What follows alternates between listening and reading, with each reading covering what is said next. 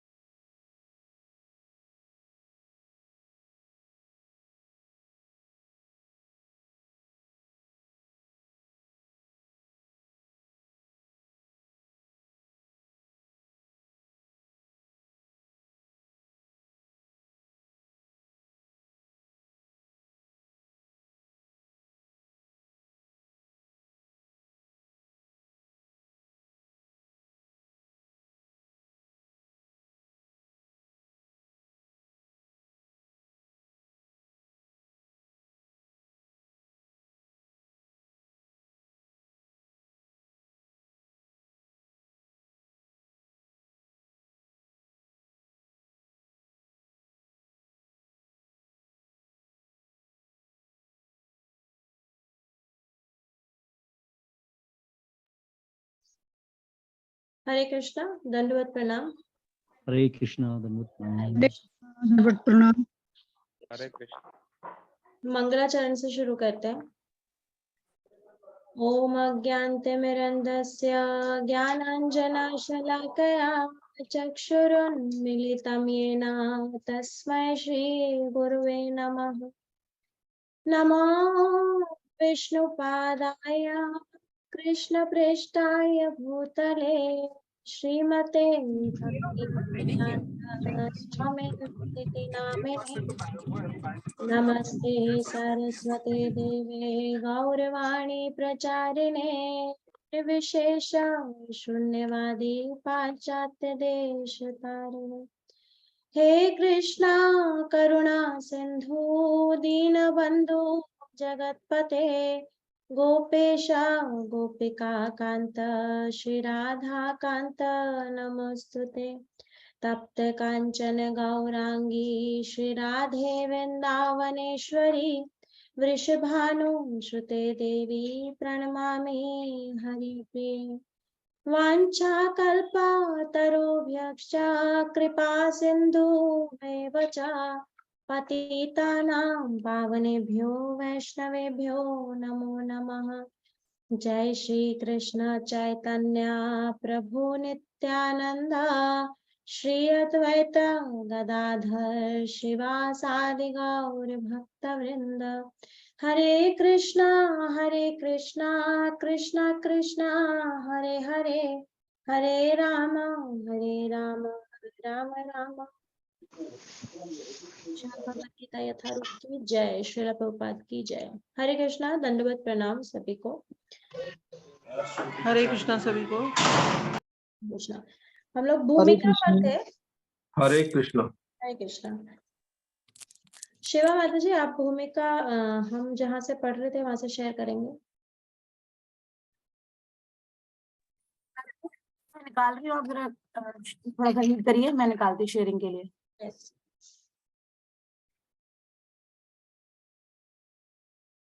जो लोग बुक से पढ़ रहे थे बताएंगे कि कौन से पेज पर थे हम। यस माता जी। 9 पर ईश्वर पेज नंबर 7 है माता जी। परम चैतन्य। 7 होगा। पेज नंबर 7 में भगवत गीता के इन 5 यहाँ से पढ़ना है, जब मनुष्य जीवन के वास्तविक। मिला माता जी? ये पेज नंबर 6 है, 6 नंबर। पेज नंबर 6 6 नंबर मनुष्य मनुष्य जीवन के वास्तविक प्रयोजन का भूल जाता है। ठीक है। शिवा माता जी, हुआ क्या? माता जी आप थोड़ा सा रीड आउट करिए, मैं कर रही हूँ अभी, वो डाउनलोड कर रही हूँ। ठीक है, तो जिनके पास बुक है, कोई पढ़ना चाहता है। मंजू माता जी, आपके पास हरे बुक है कृष्णा। ना? हरे कृष्णा हाँ माता जी, मैं पढ़ती हूँ। हरे कृष्णा। माता जी मैं पढ़ती हूँ। ओके। ठीक ठीक। जब मनुष्य जीवन के वास्तविक प्रयोजन को भूल जाता है तो भगवान कृष्ण विशेष रूप से सुनाई दे रहा सभी लोगों यस को? यस विशेष रूप से उस प्रयोजन की पुनः स्थापना के लिए अवतार लेते हैं। जब भी आशंक जागृत लोगों में से कोई एक होता है तो वास्तव में अपनी स्थिति को जान पाता है और यह भगवत गीता उसी के लिए कही गई है। वस्तुतः हम सभी अविद्या रूपी बाघन के द्वारा ग्रस्त हैं, लेकिन भगवान जीवों पर विशेषतः मनुष्य पर कृपालु है। इसी उद्देश्य से उन्होंने अपने मित्र अर्जुन को अपना शिष्य बनाकर भगवत गीता का प्रवचन किया। भगवान कृष्ण का पार्षद होने के कारण अर्जुन समस्त अज्ञान अविद्या से मुक्त था, लेकिन कुरुक्षेत्र से युद्ध स्थल में वह अज्ञानी बनकर भगवान कृष्ण से जीवन की समस्याओं के विषय में प्रश्न करने लगा, जिससे भगवान उसकी व्याख्या की पीढ़ियों से के लाभ के लिए कर दे और जीवन की योजना बना दे। तब मनुष्य उसी के अनुसार कर्म करेगा और मानव जीवन के उद्देश्य को पूर्ण कर सकेगा। हरे कृष्णा माता जी। तो यहाँ पर प्रभुपाद बता रहे हैं कि कैसे भगवत गीता, हरि बोल, यस, थैंक यू शिवा माता जी। तो यहाँ पर प्रभुपाद बता रहे हैं कि कैसे भगवत गीता जब बोली गई भगवान के द्वारा तो अर्जुन थे। अब अर्जुन ऐसा नहीं है कि अर्जुन अज्ञानी थे और उनको कुछ नहीं पता था, वो वहां पर अज्ञानी बन रहे थे ताकि हम जैसे लोगों का जो कलयुग में सब होने वाला है और सब लोगों को उद्धार के लिए ये सब भगवत गीता भगवान ने बोली। ऐसा नहीं था कि अर्जुन को कुछ नहीं पता था, अर्जुन अज्ञानी था या कुछ और ऐसा। तो ये जो सब कहा गया है भगवान के द्वारा, वो इसलिए कहा कि ताकि हम लोगों का उद्धार हो सके। तो कई बार ऐसा देखा जाता है फैमिली में भी, अगर कोई किसी को डायरेक्टली नहीं बोल पाता तो इनडायरेक्ट उससे बोलता है जिसके आप बहुत क्लोजर हैं, ताकि सब लोग फिर समझ जाएं।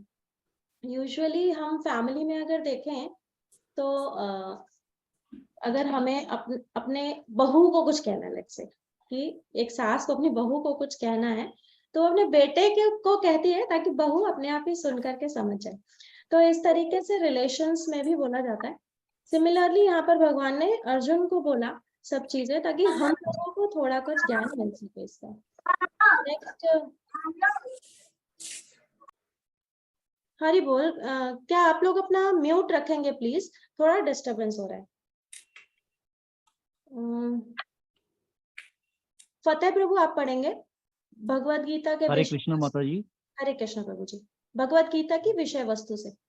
भगवत गीता की विषय वस्तु में 5 मूल सत्यों का ज्ञान निहित है। सर्वप्रथम ईश्वर के विज्ञान की ओर, फिर जीवों की स्वरूप स्थिति की विवेचना की गई है। ईश्वर का अर्थ नियंता है और जीवों का अर्थ है नियंत्रित। यदि जीव यह कहे कि वह नियंत्रित नहीं है अपितु स्वतंत्र है तो समझो कि वह पागल है। जीव सभी प्रकार से कम बद्ध जीवन में तो नियंत्रित है ही। अतएव भगवत गीता की विषय वस्तु ईश्वर तथा जीव से संबंधित है। इसमें प्रकृति, काल, समस्त ब्रह्मांड की कालावधि या प्रकृति का प्राकाट्य तथा कर्म की भी व्याख्या है। यह दृश्य जगत विभिन्न कार्यकलापों से ओतप्रोत है। सारे जीव भिन्न भिन्न कार्यों में लगे हुए हैं। भगवत गीता से हमें अवश्य सीखना चाहिए कि ईश्वर क्या है, जीव क्या है, प्रकृति क्या है, दृश्य जगत क्या है, यह काल द्वारा किस प्रकार नियंत्रित किया जाता है और जीवों के कार्यकलाप क्या है। भगवत गीता के इन 5 मूलभूत विषयों में से इसकी स्थापना की गई है कि भगवान अथवा कृष्ण अथवा ब्रह्म या परमात्मा, आप जो चाहें कह लें, सबसे श्रेष्ठ है। जीव गुण में परम नियंता के ही समान है। उदाहरणार्थ, जैसे कि भगवत गीता के विभिन्न अध्यायों में बताया जाएगा, भगवान भौतिक प्रकृति के समस्त कार्यों के ऊपर नियंत्रण रखते हैं। भौतिक प्रकृति स्वतंत्र नहीं है, वह परमेश्वर की अध्यक्षता में कार्य करती है। जैसा कि भगवान कृष्ण कहते हैं, मयाध्यक्षेण प्रकृति सूयते सचराचरम। भौतिक प्रकृति मेरी अध्यक्षता में कार्य करती है। जब हम दृश्य जगत में विचित्र विचित्र बातें घटते देखते हैं तो हमें यह जानना चाहिए कि इस जगत के पीछे नियंता का हाथ है। बिना नियंत्रण के कुछ भी हो पाना संभव नहीं। नियंता को ना मानना बचपना होगा। उदाहरणार्थ, एक बालक सोच सकता है कि स्वतःचालित यान विचित्र होता है क्योंकि वह बिना घोड़े के या खींचने वाले पशु से चलता है, किंतु अनभिज्ञ व्यक्ति स्वतःचालित यान की अभियांत्रिक व्यवस्था से परिचित होता है। वह सदैव जानता है कि इस यंत्र के पीछे एक व्यक्ति, एक चालक होता है। इसी प्रकार परमेश्वर वह चालक है जिसके निर्देशन में सब कुछ चल रहा है। भगवान ने जीवों को अपने अंश रूप में स्वीकार किया है, जैसा कि हम अगले अध्यायों में देखेंगे। सोने का एक कण भी सोना है, समुद्र के जल की बूंद भी खारी होती है। इसी प्रकार हम जीव भी परम नियंता ईश्वर या भगवान श्री कृष्ण के अंश होने के कारण सूक्ष्म मात्रा में परमेश्वर के सभी गुणों से युक्त होते हैं। क्योंकि हम सूक्ष्म ईश्वर या अधीनस्थ ईश्वर हैं, हम प्रकृति पर नियंत्रण करने का प्रयास कर रहे हैं और इस समय हम अंतरिक्ष या ग्रहों को वश में करना चाहते हैं। और हम में नियंत्रण रखने की यह प्रवृत्ति इसलिए है क्योंकि यह कृष्ण में भी है। यद्यपि हम में प्रकृति पर प्रभुत्व जमाने की प्रवृत्ति होती है, लेकिन हमें यह जानना चाहिए कि हम परम नियंता नहीं हैं। इसकी व्याख्या भगवद गीता में की गई है। हरे कृष्ण। थैंक यू प्रभु जी। हरे कृष्ण। तो यहाँ पर प्रभुपाद बता रहे हैं कि कैसे आगे के चैप्टर्स में जब हम पढ़ेंगे तो समझ में आएगा हमें कि हम लोग जो भी कुछ कार्य करते हैं वो भगवान के द्वारा ही, प्रकृति के द्वारा 3 नियमों में आता है, सत्व, रज और तम। उन्हीं के 3 नियमों के अनुसार हमारे सारे कार्य होते हैं। यहाँ पर बहुत क्लियरली ये बताया गया कि हम कुछ भी नहीं करते। जैसे अगर ऑल्दो हम भगवान के अंश हैं लेकिन डिफरेंट है। जैसे यहाँ पर 2 एग्जाम्पल दिए थे। एक एग्जाम्पल था समुद्र के पानी का, जो कि अगर समुद्र में से एक बाल्टी पानी ले लिया जाए तो वो पानी का जो टेस्ट है वो खारा ही रहेगा, और पानी जो है वो एज इट इज रहेगा, लेकिन क्या वो पानी समुद्र होगा? नहीं। सो इसी प्रकार समुद्र के जल की बूंद की बात की गई है। और एक और एग्जाम्पल आया था सोने का एक कण, जो सोने का एक कण जो है वो भी सोना ही है, और जो एक पूरा बड़ा सारा सब पूरा मात्रा में सोना है वो भी सोना ही होता है। तो मात्रा, क्वांटिटी और क्वालिटी, ये 2 चीजें बात कर रहे हैं। क्वालिटी वाइज तो सेम है हम, मतलब क्वालिटीज हैं, लेकिन क्वांटिटी वाइज हम डिफरेंट है। तो यहाँ पर वो बात की गई है। तो करते हैं आगे। पुष्कर प्रभु जी आप पढ़ेंगे। हरे कृष्ण माता जी। मैं एक बार ऐड करना चाहूंगा यहाँ पे। यस प्रभु जी। हमने इस पैराग्राफ में स्टार्टिंग में जो पढ़ा ये थोड़ा सा इम्पोर्टेंट है। जब हम भगवत गीता पढ़ेंगे तो विषय रूप से हमें 5 सत्यों का ज्ञान होगा। वो 5 सत्य कौन कौन से हैं भगवत गीता में, कौन कौन से 5 विषयों पर ज्ञान मिलेगा। इसमें सबसे पहले है ईश्वर, दूसरा है जीव। यहाँ पर हम देखेंगे पहला ईश्वर और फिर जीव। इन दोनों के विषय में यहाँ पर हमें जब हम पढ़ेंगे तो हमें पता लगेगा। उसके बाद में और 3 विषय कौन से हैं?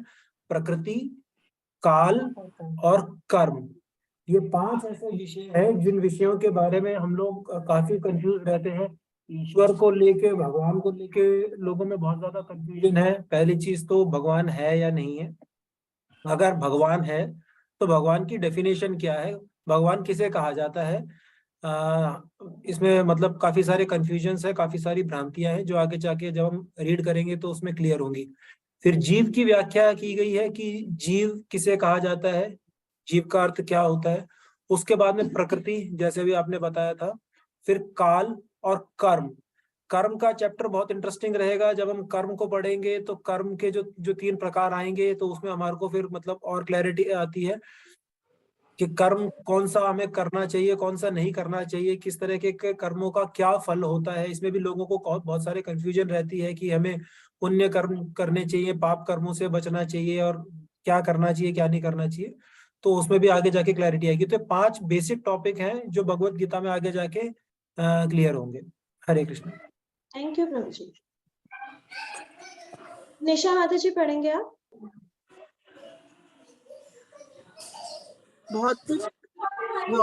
भौतिक प्रकृति क्या है? गीता में इसकी व्याख्या अपरा प्रकृति के रूप में हुई है। जीव को परा प्रकृति कहा गया है। प्रकृति चाहे परा हो या अपरा, सदैव नियंत्रण में रहती है। प्रकृति स्त्री स्वरूपा है और वह भगवान द्वारा उसी प्रकार नियंत्रित होती है जिस प्रकार पत्नी अपने पति द्वारा।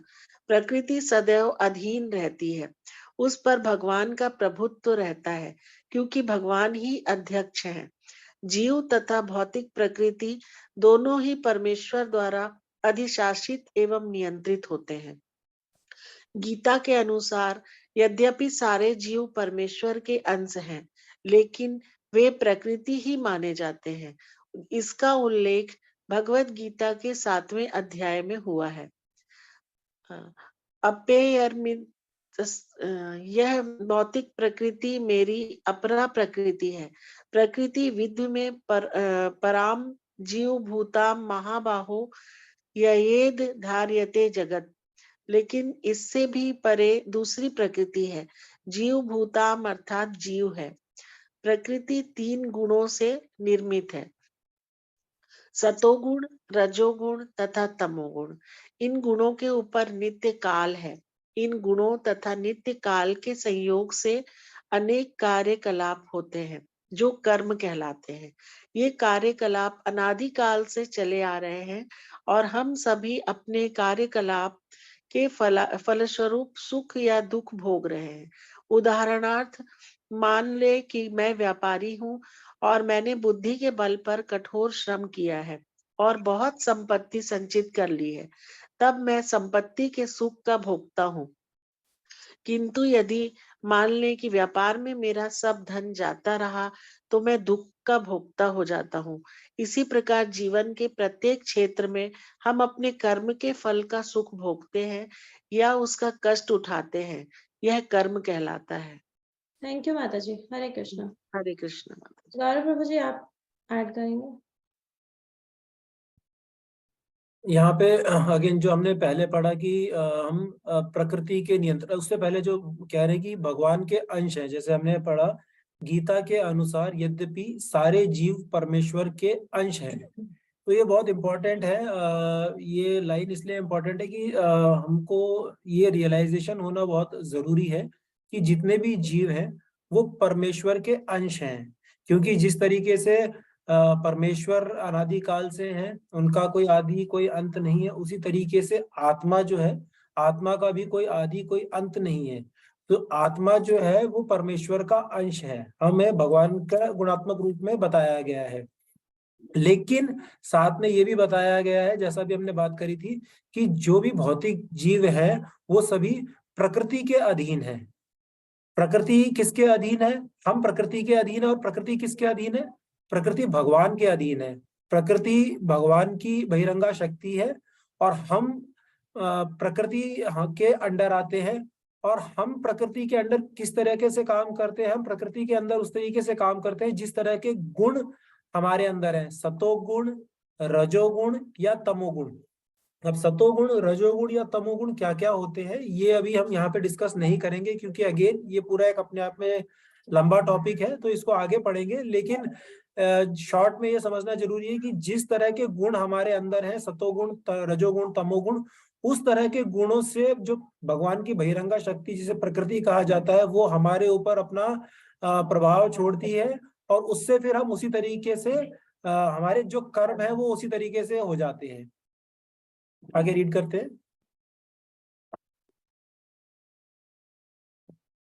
ज्योति चवन माता जी। हरि बोल। वीरेंद्र प्रभु जी पढ़ेंगे। हरि बोल। सॉरी हरे कृष्णा माता जी। ईश्वर, जीव, प्रकृति, काल तथा कर्म, इन सब की व्याख्या भगवत गीता में हुई है। इन पांचों में से ईश्वर, जीव, प्रकृति तथा काल शाश्वत हैं। प्रकृति की अभिव्यक्ति अस्थायी हो सकती है, परंतु यह मिथ्या नहीं है। कोई दार्शनिक कहते हैं कि प्रकृति की अभिव्यक्ति मिथ्या है, लेकिन भगवत गीता या वैष्णवों के दर्शन के अनुसार ऐसा नहीं है। जगत के अभिव्यक्ति को मिथ्या नहीं माना जाता, इसे वास्तविक किंतु अस्थायी माना जाता है। यह उस बादल के सदृश है जो आकाश में घूमता रहता है, या वर्षा ऋतु के आगमन के समान है जो अन्न का पोषण करती है। ज्यों ही वर्षा ऋतु समाप्त होती है और बादल चले जाते हैं, त्यों ही वर्षा द्वारा पोषित सारी फसल सूख जाती है। इसी प्रकार यह भौतिक अभिव्यक्ति भी किसी समय में किसी स्थान पर होती है, कुछ काल तक रहती है, ठहरती है और फिर लुप्त हो जाती है। प्रकृति इस रूप में कार्यशील है, लेकिन यह चक्र निरंतर चलता रहता है, इसलिए प्रकृति शाश्वत है, मिथ्या नहीं है। भगवान इस मेरी प्रकृति कहते हैं। यह भौतिक प्रकृति, अपरा प्रकृति परमेश्वर की भिन्न शक्ति है। इस प्रकार जीव भी परमेश्वर की शक्ति है, किंतु ये विलग नहीं, अपितु भगवान से नित्य संबंध है। इस तरह भगवान, जीव, प्रकृति तथा काल, ये सब परस्पर संबंध है और सभी शाश्वत हैं, सभी शाश्वत हैं। लेकिन कर्म शाश्वत नहीं है। हाँ, कर्म के फल अत्यंत पुरातन हो सकते हैं। हम अनादिकाल से अपने शुभ अशुभ कर्म फलों को भोग रहे हैं, किंतु साथ ही हम अपने कर्मों के फल को बदल भी सकते हैं, और यह परिवर्तन हमारे ज्ञान की पूर्णता पर निर्भर करता है। इस विविध प्रकार के कर्मों में व्यस्त रहते हैं, हम विविध प्रकार के कर्मों में व्यस्त रहते हैं। निसंदेह हम यह नहीं जानते कि किस प्रकार के कर्म करने से हम कर्म फल से मुक्ति प्राप्त कर सकते हैं, लेकिन भगवत गीता में इसका भी वर्णन हुआ हो। Thank you. हरे कृष्ण प्रभु जी। हरे कृष्ण माता जी। तो यहाँ पर कर्म और सबके बारे में बात हुई है, जिसमें प्रभुपाद बार बार कह रहे हैं कि आगे के चैप्टर्स में हमें ये सब पढ़ने के लिए मिलेगा। तो बस यहाँ पर गौरव प्रभु जी, आपको कुछ ऐड करना है या किसी और को भी कुछ ऐड करना है तो कर सकते हैं। मैं जस्ट एक छोटा सा ऐड करना चाहूंगा। जैसे यहाँ पर कहा गया है ना कि कहाँ पे था वो, कि हम कर्म के फलों को बदल सकते हैं, ठीक है ना। ये भी अगेन बहुत इंटरेस्टिंग क्वेश्चन होता है जो सबके अंदर आता है कि अगर हमने भक्ति में आने से पहले, भक्ति स्टार्ट करने से पहले, जो भी इस चेतना में आने से पहले जो पाप किए अपने जन्म में या पूर्व जन्मों में, तो उनका क्या परिणाम होगा, क्या वो भक्ति की वजह से उनका मतलब निष्क्रिय हो जाएंगे या क्या रहेंगे। तो इसमें बहुत इंटरेस्टिंग स्टोरी है। आज सुबह हमारे मॉर्निंग जपा ग्रुप में प्रभु जी ने शेयर करी थी, मैं आप लोगों के साथ में शेयर करता हूँ। जगाई मदाई शायद हम में से कई लोग जानते होंगे, कई नहीं जानते होंगे, आगे हम पढ़ेंगे।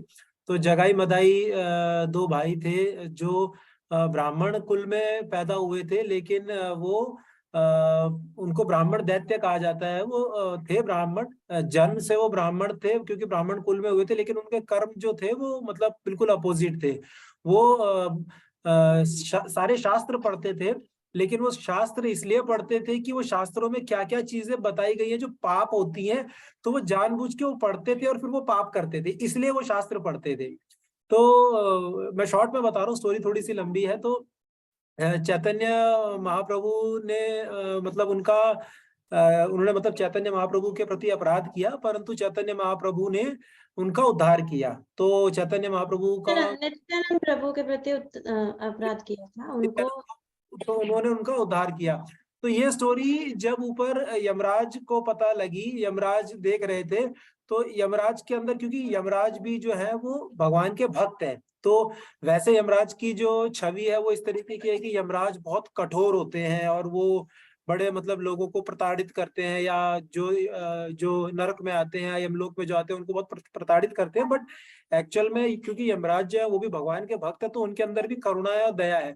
तो जब वो जगाई मदाई को देखते थे और चित्रकूट जो उनके मतलब शिष्य जो सबका कर्मों का हिसाब किताब रखते हैं, तो वो जब चित्रकूट उनको यमराज को बताते कि ऐसे ऐसे, चित्रगुप्त जब वो उनको यमराज को बताते थे कि ऐसे ऐसे जगाई मदाई है और ये इतने ज्यादा अपराध कर रहे हैं, तो यमराज को भी दया आती थी कि यार ये इतने सारे अपराध कर रहे हैं, जब ये नरक में आएंगे तो पता नहीं मुझे इनको कितनी कितनी यातनाएं देनी पड़ेंगी, कितना कितना मेरे को इनको वो करना पड़ेगा। उनको दया आती थी। जब उन्हें पता लगा कि इनका उद्धार हो गया है और अब ये भक्त बन गए हैं और इनके जितने भी पुराने अभी तक इन्होंने जानबूझ के जितने भी पाप कर्म किए थे, वो सारे के सारे पाप कर्म अब इनके खत्म हो चुके हैं, सिर्फ और सिर्फ एक हरिनाम की शरण लेने की वजह से। तो ऐसा बताया जाता है कि यमराज जी बेहोश हो गए, मूर्छित हो गए, और स्पेशली शिव जी को आना पड़ा और चित्रगुप्त परेशान हो गए, तो उन्होंने शिव जी से प्रार्थना करी, फिर शिव जी आए, शिव जी ने उनके कान में हरे कृष्ण महामंत्र बोला, तब जाके यमराज को होश आया। तो ये शॉर्ट स्टोरी सिर्फ हमारे को ये समझाने के लिए, जो यहाँ पर एक इम्पोर्टेंट लाइन थी कि किंतु साथ ही हमें अपने कर्म के फलों को बदल भी सकते हैं। तो कर्म के फलों को कैसे बदल रहे हैं? हरिनाम की शरण लेके, और ये हमारे शास्त्रों में इसका एग्जाम्पल मिलता है। थैंक यू प्रभु जी, वेरी नाइस। हरे कृष्णा। ज्योति माता जी। यस माता जी। हरे कृष्ण, पढ़िए। हाँ। ईश्वर अर्थात परम ईश्वर परम चेतना स्वरूप है। जीव भी ईश्वर का अंश होने के कारण चेतन है। जीव तथा भौतिक प्रकृति दोनों को प्रकृति बताया गया है, अर्थात वे परमेश्वर की शक्ति है, किंतु इन दोनों में से केवल जीव चेतन है, दूसरी प्रकृति चेतन नहीं है। यही अंतर है। इसलिए जीव प्रकृति परा या उत्कृष्ट कहलाती है, क्योंकि जीव भगवान जैसी चेतना से युक्त है, लेकिन भगवान की चेतना परम है। और किसी को ये नहीं कहना चाहिए कि जीव भी परम चेतन है। जीव कभी यहाँ तक कि अपनी सिद्धावस्था में भी परम चेतन नहीं हो सकता, और यह सिद्धांत भ्रामक है कि जीव परम चेतन हो सकता है। वो चेतन तो है, लेकिन पूर्ण या परम चेतन नहीं है। और माता जी जो पिछला पैराग्राफ था, उसमें ये बताया था ना कि मिथ्या मीन्स जो मायावादी सिद्धांत है, ब्रह्म सत्यम जगन मिथ्या, तो उसका खंडन वहां पे किया है, ऐसा लगता है, क्योंकि मीन्स सब मायावादी बोलते हैं कि ये जगत मिथ्या है, इसमें कुछ तथ्य नहीं, सिर्फ ब्रह्म ही सत्य है। लेकिन भगवान ने बनाई हुई जो भी वस्तुएं है, जो भी तत्व है, प्रकृति, जीव, ये सब शाश्वत बताए हैं। उनको मिथ्या समझकर उसका अस्वीकार नहीं किया गया है। और यहाँ भी इस पैराग्राफ में भी ये बताया गया है कि जीव परम चेतन नहीं हो सकता। जो मायावादी सिद्धांत बताता है कि अहम ब्रह्मास्मि, यानी मैं ब्रह्म भी हो सकता हूँ, एक दिन मैं ईश्वर भी बन सकता हूँ। लेकिन वैष्णव से फिलोसफी बताती है कि जीव कभी भी ईश्वर नहीं बन सकता। हाँ, वो ईश्वर का अंश जरूर है और वो बना रहेगा। यस, थैंक यू माता जी, थैंक यू सो मच। राजरानी माता जी पढ़ेंगे।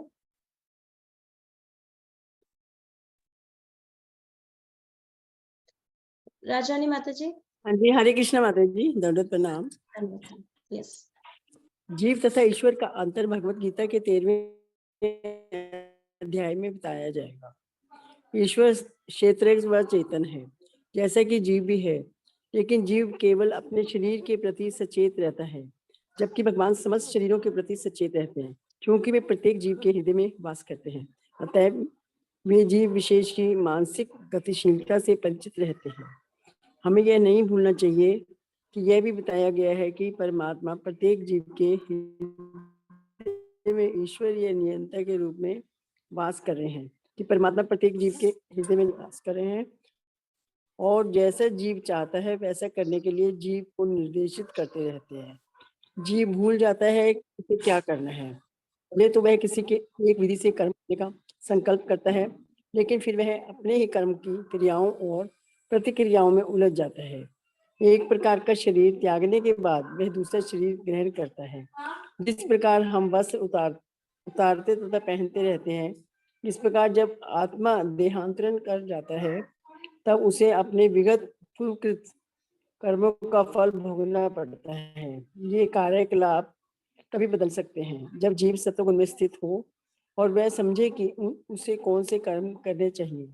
यदि वह ऐसा करता है तो उसके विगत पूर्वकृत कर्मों के सारे फल बदल जाते हैं। फलस्वरूप कर्म शाश्वत नहीं है। इसलिए हमने यह कहा है कि पांचों ईश्वर, जीव, प्रकृति, काल तथा कर्म में से 4 शाश्वत है, कर्म शाश्वत नहीं है। थैंक यू माता जी। हरे कृष्ण। माता जी कुछ एक्सप्लेन करेंगे क्या? नहीं माता जी।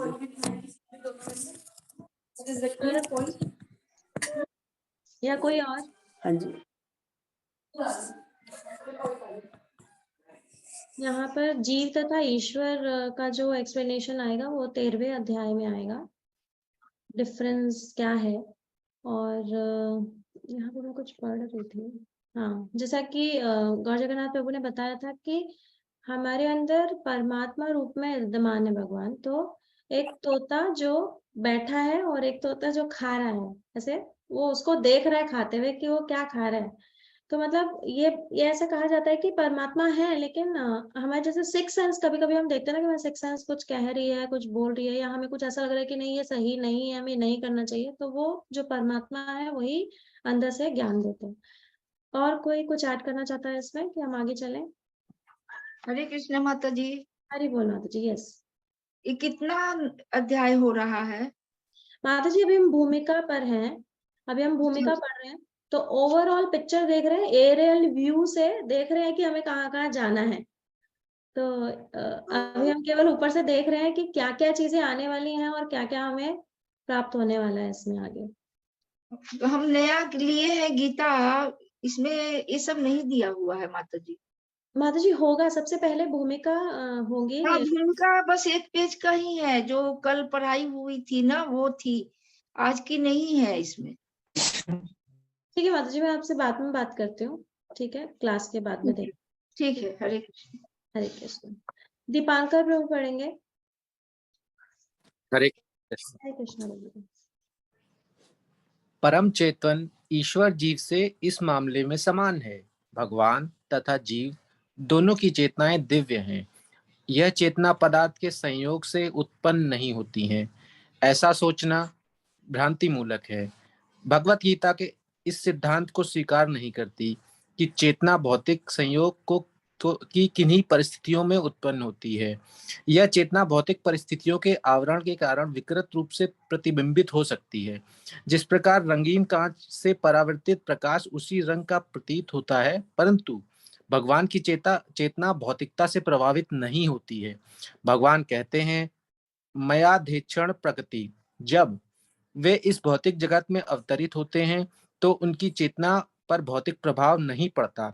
यदि वे इस तरह प्रभावित होते तो दिव्य विषयों के संबंध में उस तरह बोलने के अधिकारी ना होते, जैसा कि भगवत गीता में बोलते हैं। भौतिक कल्मश ग्रस्त चेतना से मुक्त हुए बिना कोई दिव्य जगत के विषय में कुछ नहीं कह सकता। अतः भगवान भौतिक दृष्टि से कलुषित हैं, दूषित नहीं हैं, परंतु हमारी चेतना अभी भौतिक कल्मश से दूषित है। भगवत गीता शिक्षा देती है कि हमें इस कलुषित चेतना को शुद्ध करना है। शुद्ध चेतना होने पर हमारे सारे कर्म ईश्वर की इच्छा अनुसार होंगे और हम सुखी हो सकेंगे। ऐसा नहीं है कि हमें अपने सारे कार्य बंद कर देने चाहिए, अपितु हमें अपने कर्मों को शुद्ध करना चाहिए, और शुद्ध कर्म भक्ति कहलाते हैं। भक्ति में कर्म सामान्य कर्म प्रतीत होते हैं, किंतु वे कलुषित नहीं होते। एक अज्ञानी व्यक्ति भक्ति को सामान्य व्यक्ति की भांति कर्म करते देख सकता है, किंतु ऐसा मूर्ख यह नहीं समझता कि भक्त या भगवान के कर्म अशुद्ध चेतना या पदार्थ से कलुषित नहीं होते। वे त्रिगुणातीत होते हैं।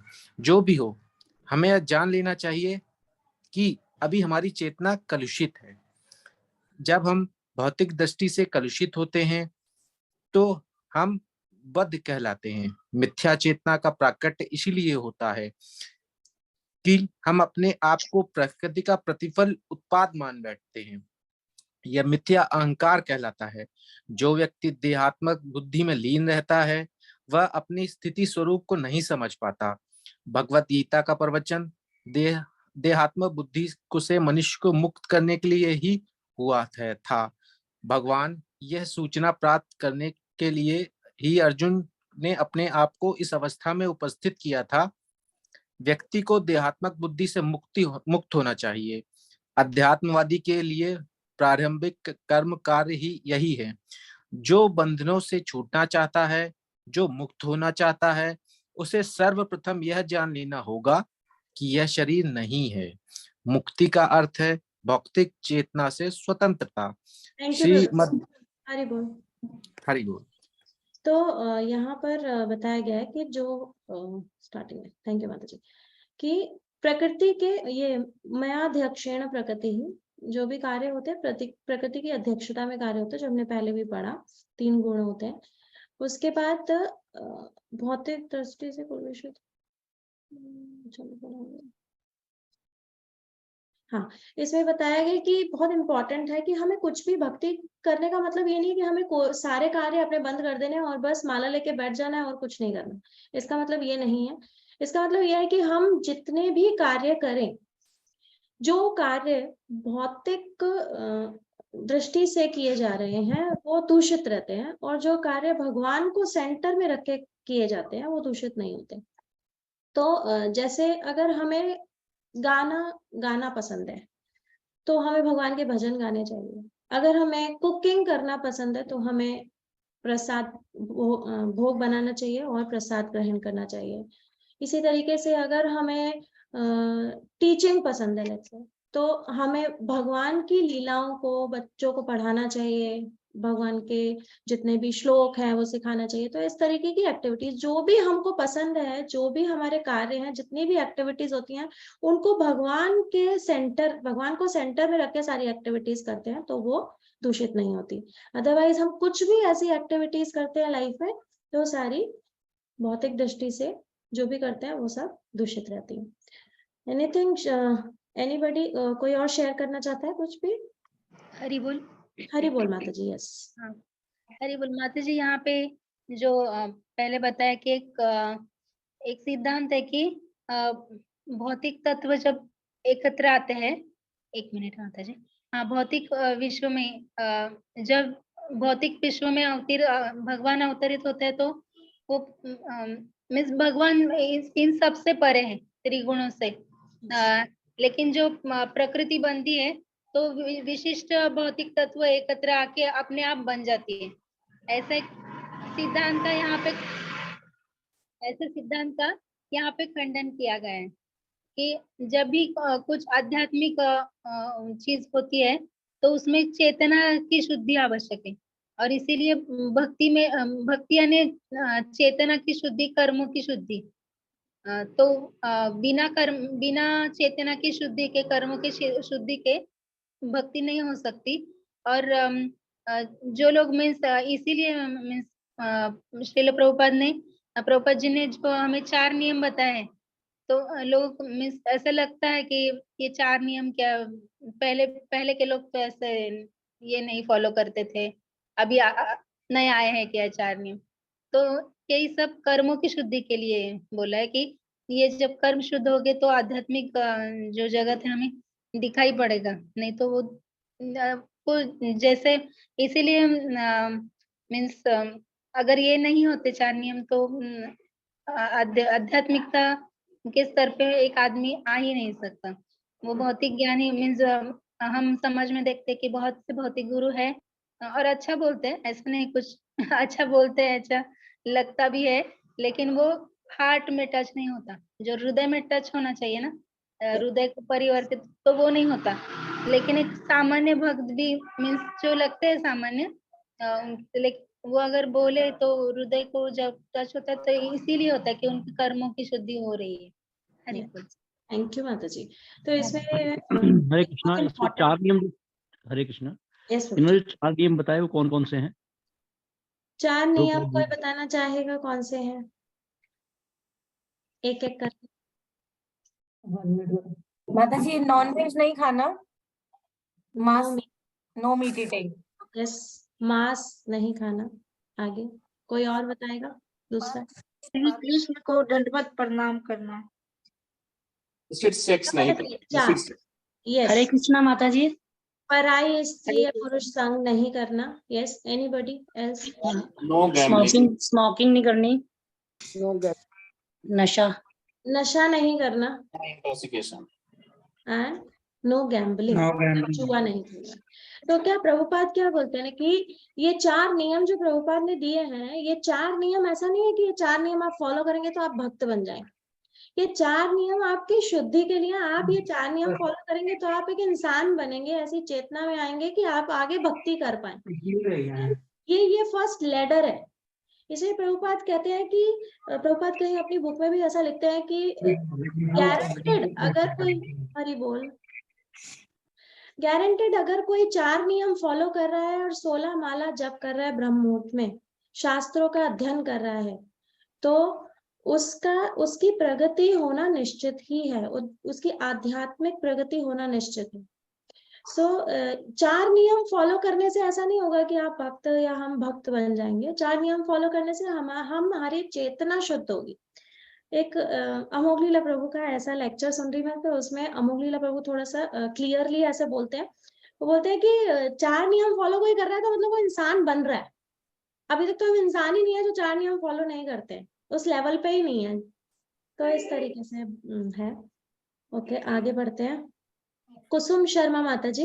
माता जी मैं 4 नियमों में एक बार और ऐड कर देता हूँ। जो आपने कहा था कि जब तक हम 4 नियम नहीं फॉलो कर रहे तब तक तो हम इंसान की भी श्रेणी में नहीं आते, तब तक तो हम जैसे जानवर होते हैं, आहार निद्रा भय मैथुन, हम भी उसी कैटेगरी में आते हैं। तो ये 4 नियमों के बारे में भी ऐसे बताया गया है, जैसे अगर मान लीजिए पहला नियम है नो गैम्बलिंग, जुआ नहीं खेलना।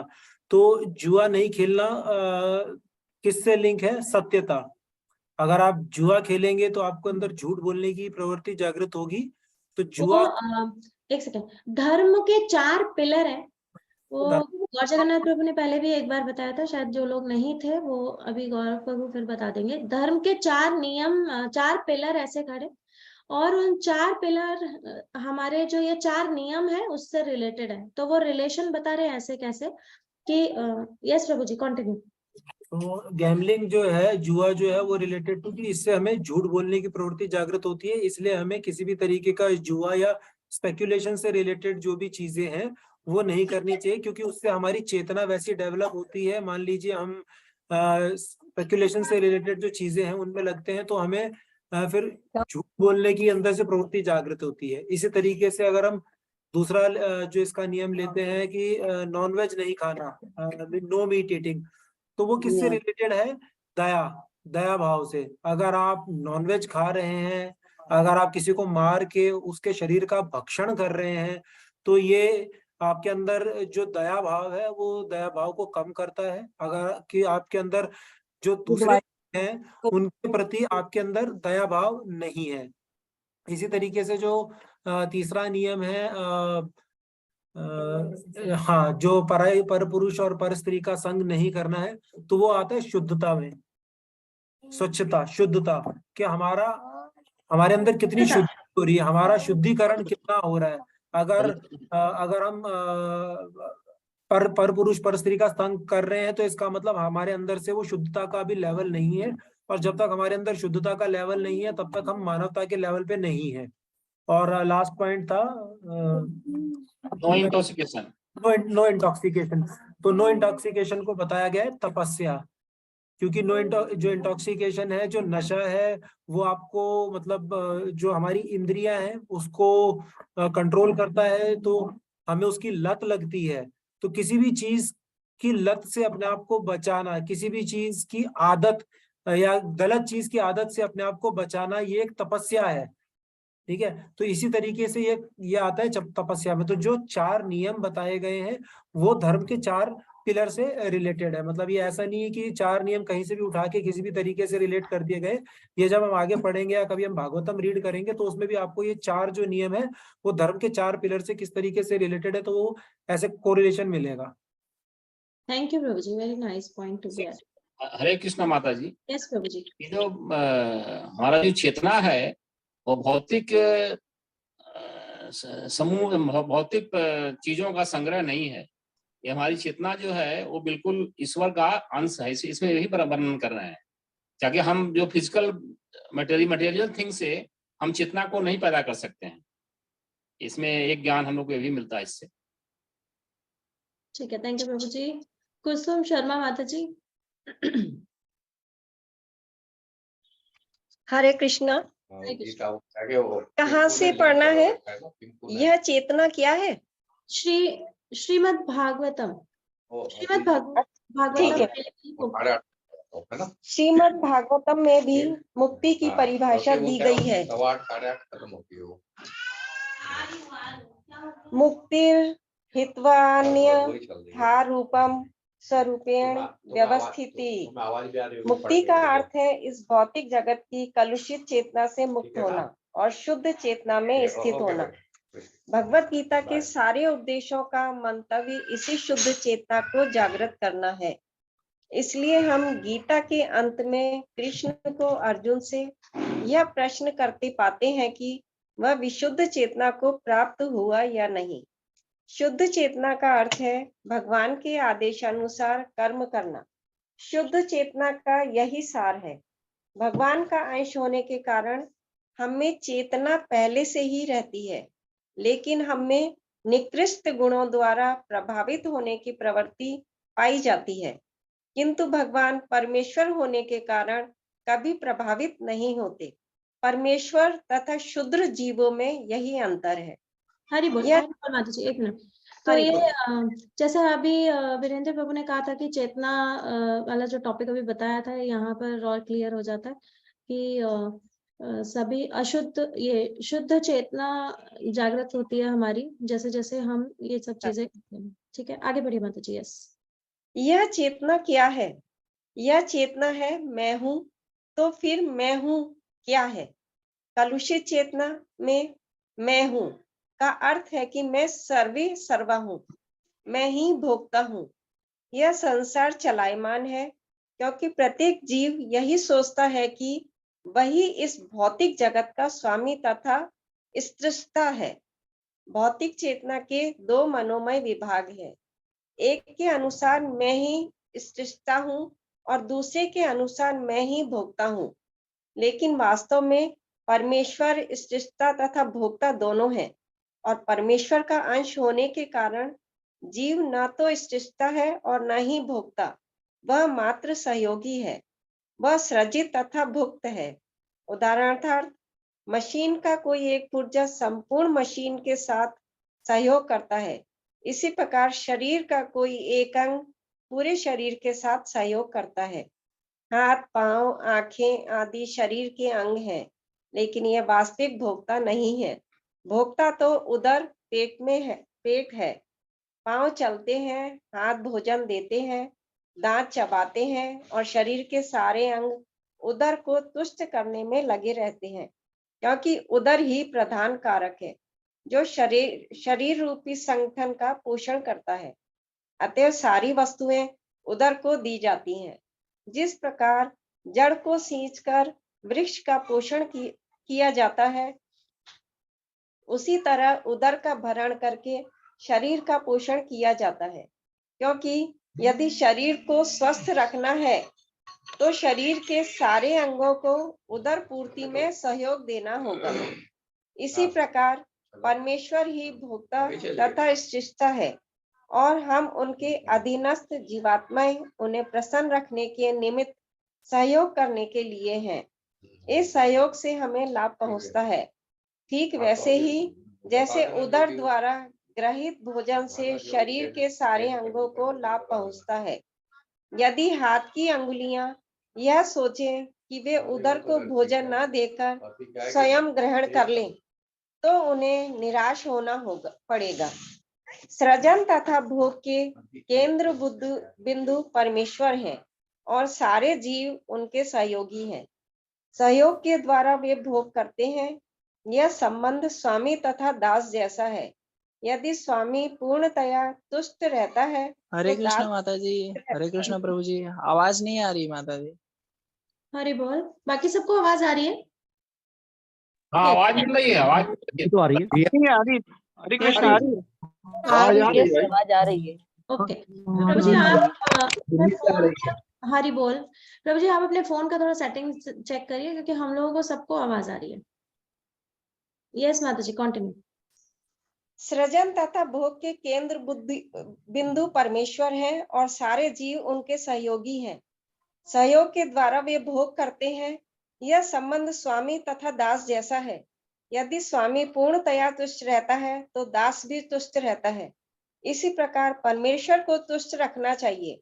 यद्यपि जीवों में भी सृष्टा बनने तथा भौतिक जगत का भोग करने की प्रवृत्ति होती है, क्योंकि इस दृश्य जगत के सृष्टा परमेश्वर में ये प्रवृत्तियां हैं। थैंक यू माता जी। हरे कृष्णा। तो हरे यहाँ कृष्ण। पर बहुत ही अच्छा और बहुत ही फेमस एग्जाम्पल जो हमेशा आता है, जो लोग पढ़ते हैं शायद उनको पता होगा, कि हम लोग सोचते हैं कि मैं ही हूँ, मैं ही हूँ, मैं ही हूँ। ऐसे ही अगर शरीर के सारे अंग ये सोचे कि भाई मैं ही हूँ जो पोषण दे रहा हूँ शरीर को, अगर हाथ अकेला है या हमारे पैर या सब, तो लेकिन मेन काम किसका होता है? भोजन सब जाता है अंदर, अगर जाता है तो उधर का काम होता है सारी चीजों को पोषण पहुंचाना बाकी के अंगों को। इसी तरीके से जब हम पौधे को देखते हैं कि हम उसकी लीफ को पूरा पोषण दें, पानी दें, साफ करें, तो उसको पोषण नहीं मिलता, इसलिए हम रूट जो हमारी जड़ें होती हैं उनको पानी देते हैं। तो जड़ जो हमारे रूट है वो कौन है? भगवान स्वयं। तो इसीलिए हमें उस पर फोकस करना चाहिए। गौरव प्रभु जी, वांट टू शेयर कुछ थॉट्स? शिवा माता जी। यहाँ पे ना एक ये लाइन आई थी, इम्पोर्टेंट है, लेकिन भौतिक चेतना के दो मनोमय विभाग हैं। एक के अनुसार मैं ही सृष्टा हूँ और दूसरे के अनुसार मैं ही भोक्ता हूँ, लेकिन वास्तव में परमेश्वर सृष्टा तथा भोक्ता दोनों हैं। इसको कैसे समझ सकते हैं कि मतलब ये आता है हमारे अंदर भी कि हम कोई भी चीज अचीव कर लेते हैं अपनी लाइफ में तो हमें लगता है कि हमने अचीव किया है। एक एग्जांपल लेते हैं कि किसी साइंटिस्ट ने कोई चीज का आविष्कार किया, किसी ने बल्ब बनाया, किसी ने एरोप्लेन बनाया, किसी ने लेट्स से ग्लास बनाया, कोई भी चीज बनाई, तो हम क्या बोलते हैं कि ये इसने बनाया है, इस फलाने साइंटिस्ट ने इस चीज का आविष्कार किया है।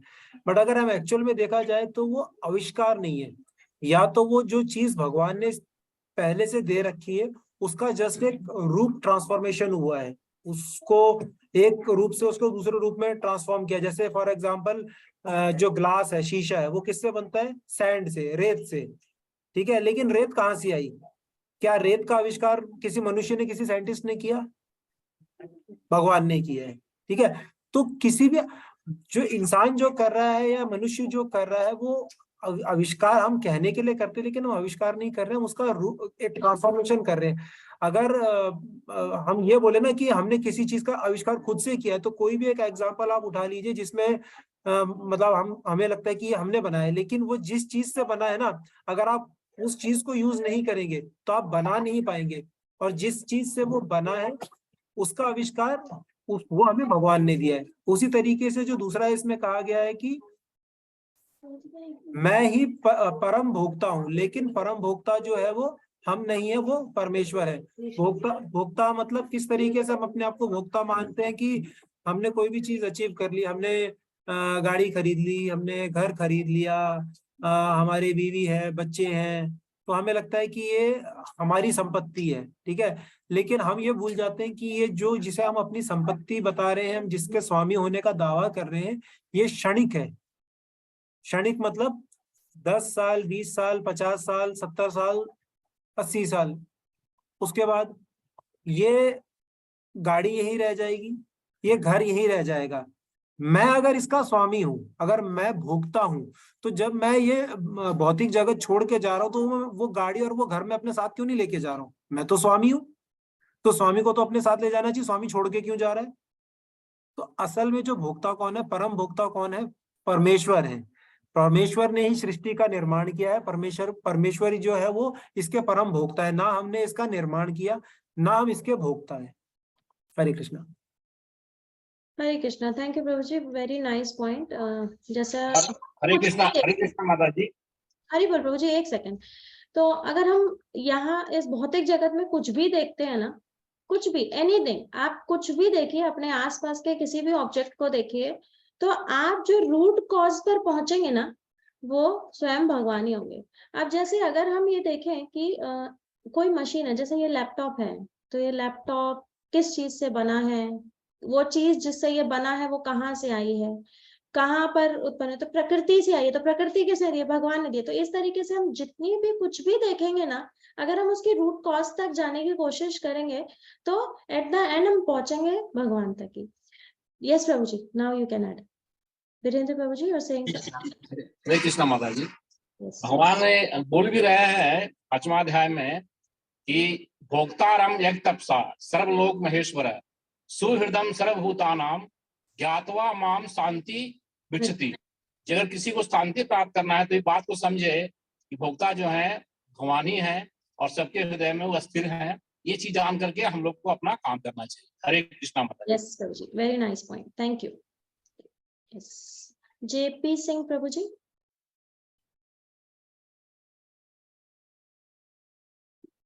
प्रभु जी इससे ऊपर वाला पैराग्राफ पढ़ना है हमको। अतएव, एक मिनट प्रभु जी, हाँ, अतएव अतएव अतएव भगवत गीता में हम पाएंगे कि भगवान ही पूर्ण है, जिनमें परम नियंता, नियंत्रित जीव, दृश्य जगत, शाश्वत काल तथा कर्म सन्निहित है। और इन सब की व्याख्या इसके मूल पाठ में की गई है।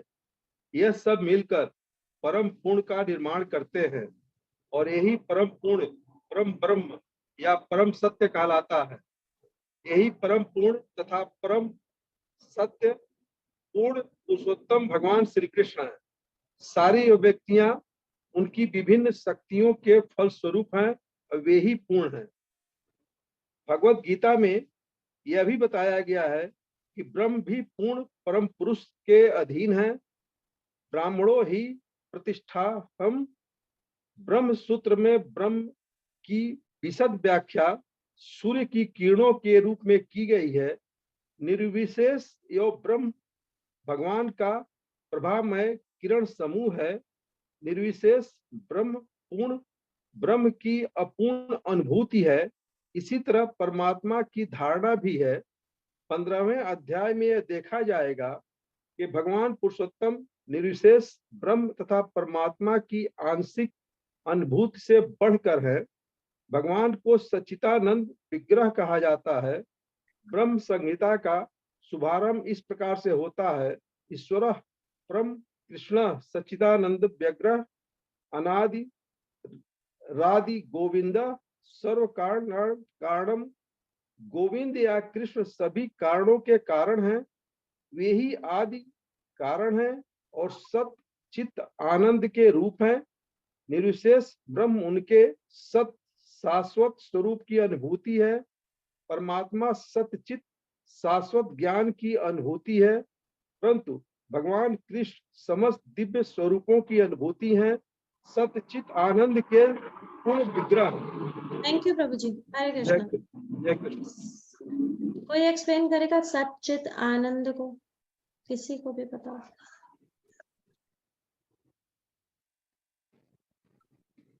ओके,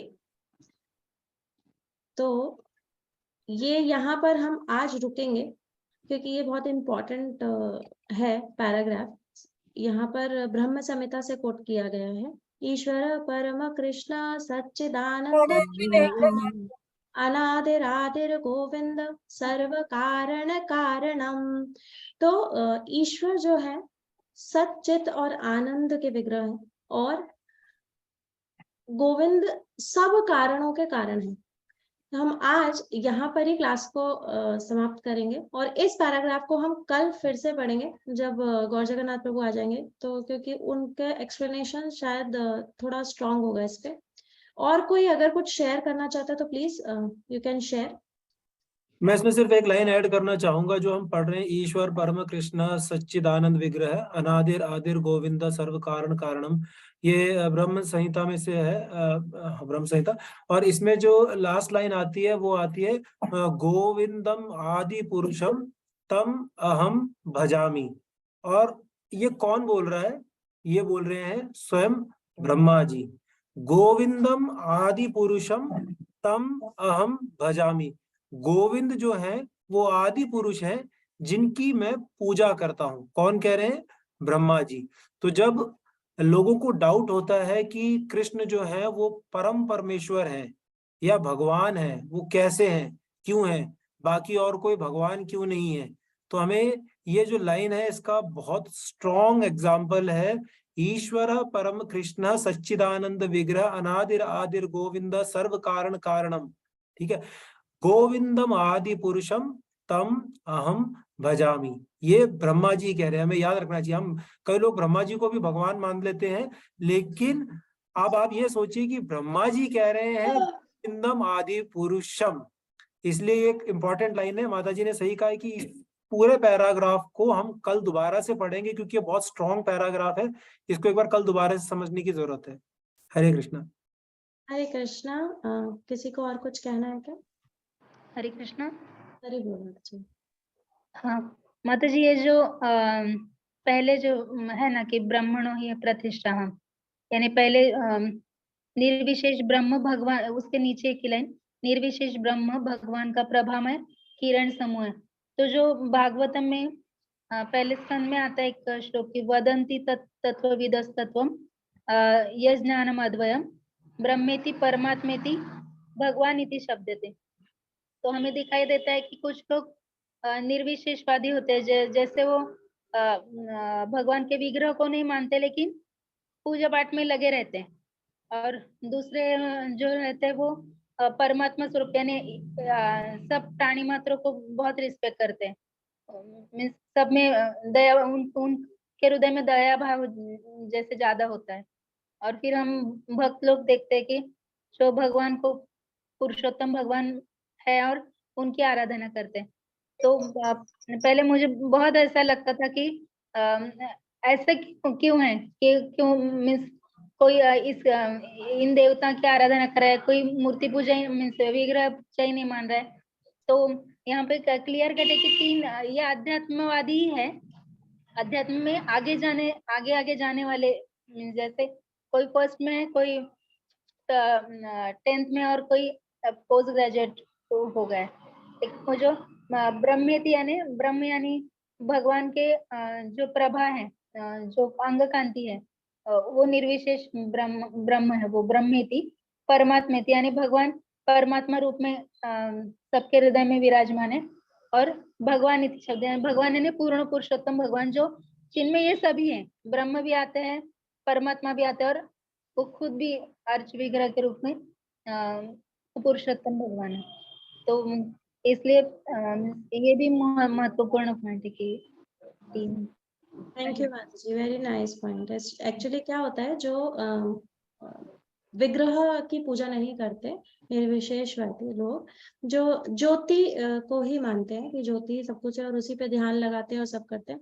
तो ये सब ना आगे आने वाला है सब। प्रभुपाद की बहुत अच्छी एक्सप्लेनेशंस हैं इसके लिए, और प्रभुपाद ने बहुत अच्छे एग्जाम्पल्स के साथ में इसको बताया है। तो हम जब ये आएगा ना तभी इसको पढ़ेंगे, क्योंकि अगर अभी हमने यहाँ पर इसको डिस्कस किया तो थोड़ा सा हैवी है। तो जैसे जैसे हम धीरे धीरे बढ़ते जाएंगे, चेतना हमारी शुद्ध होती जाएगी, तो हम उन चीजों को एक्सेप्ट भी कर पाएंगे एज इट इज, जैसे प्रभुपाद ने बताया। ठीक है, तो हम इसको आगे और डिस्कस नहीं करेंगे। Okay, yes, okay. अभी ठीक है, अभी हम अपनी कॉल को समाप्त करेंगे हरे कृष्ण महामंत्र से और वैष्णव प्रणाम मंत्र से। हरे कृष्ण दीदी। यस, हरे कृष्ण अभिषेक प्रभु जी, यस बोलिए। हरे कृष्णा कृष्णा कृष्णा हरे हरे हरे राम राम राम हरे हरे कल्परूपेक्ष कृपा सिंधु से वैष्णवेभ्यो नमो नमः। अनंत कोटि वैष्णव वृंद की जय, श्री प्रभुपाद की जय, श्रीमद् भगवत गीता यथारूप की जय।